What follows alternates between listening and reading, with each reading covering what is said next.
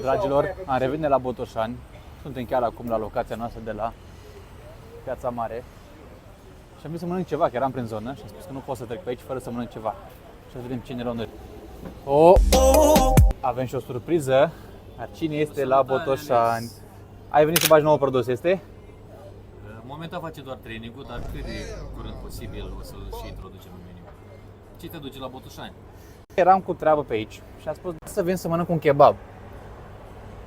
Foarte bine. Colega noastră Cristina o să pregătească cel mai bun kebab de astăzi. Bun, hai, să vedem. A venit și comanda, deci avem aici kebabul. Ia uitați cum arată demențial. Și, deși kebabul conține deja cartofi, eu mi-am luat o porție extra. Dacă încercați, o să vedeți voi de ce prefer să-mi iau și extra cartofi. Dar kebabul e altceva.